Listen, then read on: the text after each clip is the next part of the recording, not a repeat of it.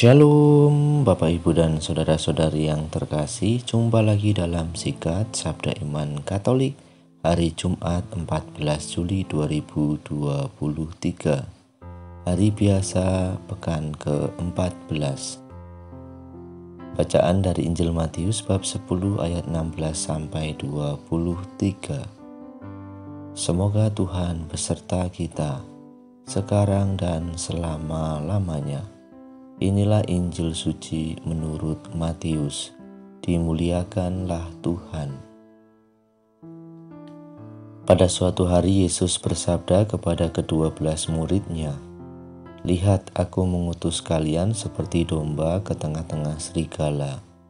Sebab itu hendaklah kalian cerdik seperti ular dan tulus seperti merpati. Tetapi waspadalah terhadap semua orang, sebab ada yang akan menyerahkan kalian kepada majelis agama, dan mereka akan menyesah kalian di rumah ibadatnya.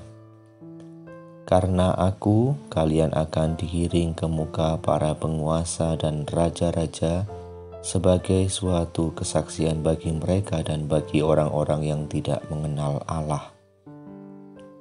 Apabila mereka menyerahkan kalian, janganlah kalian khawatir akan bagaimana dan akan apa yang harus kalian katakan, karena semuanya itu akan dikaruniakan kepadamu pada saat itu juga. Karena bukan kalian yang akan berbicara, melainkan Roh Bapamu. Dialah yang akan berbicara dalam dirimu. Orang akan menyerahkan saudaranya untuk dibunuh.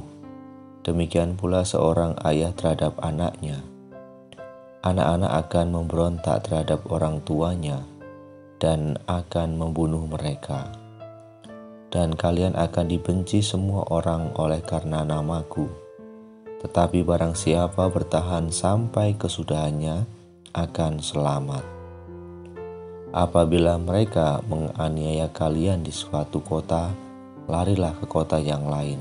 Aku berkata kepadamu, sungguh sebelum kalian selesai mengunjungi kota-kota Israel, Anak Manusia sudah datang." Demikianlah sabda Tuhan. Terpujilah Kristus.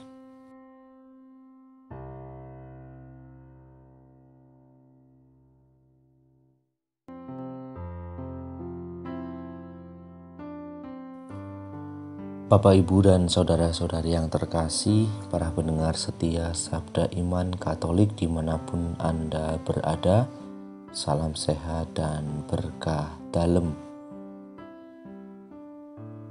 Dalam bacaan Injil yang kita dengarkan pada hari ini, di mana Yesus mengingatkan para pengikutnya tentang penderitaan yang akan mereka alami karena mengikuti Dia.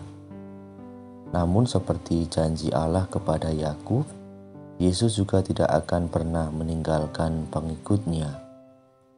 Yesus berpesan, "Janganlah kamu khawatir akan bagaimana dan akan apa yang harus kamu katakan, karena semuanya itu akan dikaruniakan kepadamu pada saat itu juga.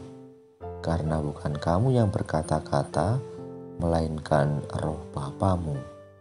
Dia yang akan berkata-kata di dalam kamu." Pada pesan perutusannya, Yesus mengulangi lagi janjinya tersebut. "Ketahuilah, aku menyertai kamu senantiasa pada akhir zaman." Yesus adalah Allah kita yang selalu menyertai kita dan tidak pernah meninggalkan kita para pengikutnya. Maka sejak kehadiran gereja ada banyak penderitaan yang dialami. Hampir semua para rasul mati dibunuh. Banyak pengikut Kristus yang mati sebagai seorang martir. Mereka setia pada imannya akan Yesus. Bapak, Ibu, dan saudara-saudari yang terkasih dalam Kristus, zaman kita juga ada banyak penderitaan yang kita alami. Ada yang dianiaya karena beriman kepada Yesus.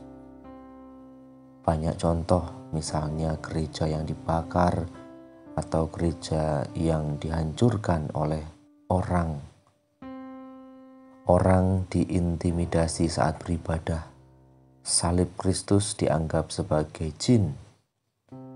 Salib dipatahkan atau dipotong. Yesus Kristus dianggap sebagai manusia biasa. Syukur kepada Allah, semua penderitaan itu tidak pernah menyurutkan iman kita sebagai pengikut Kristus. Mereka tetap teguh berpegang pada imannya akan Yesus Kristus karena yakin Allah dalam Yesus Kristus selalu menyertai dirinya. Ada banyak serigala di dalam kehidupan iman kita. Maka mari kita tetap bertahan pada iman kita akan Yesus Kristus. Bapak, Ibu, dan saudara-saudari yang terkasih, mari kita bersama-sama belajar menghadapi hal-hal negatif di zaman sekarang ini yang menghadang kita sebagai pengikut Kristus. Kita tetap setia karena Yesus selalu menyertai kita. Semoga perutusan kita selalu diberkati oleh Tuhan dan kita dimampukan untuk dapat mewartakan kabar sukacita kepada setiap orang atau kepada orang-orang di sekitar kita dengan bantuan rahmat Tuhan. Kemuliaan kepada Bapa dan Putra dan Roh Kudus, seperti pada permulaan, sekarang, selalu, dan sepanjang segala abad. Amin.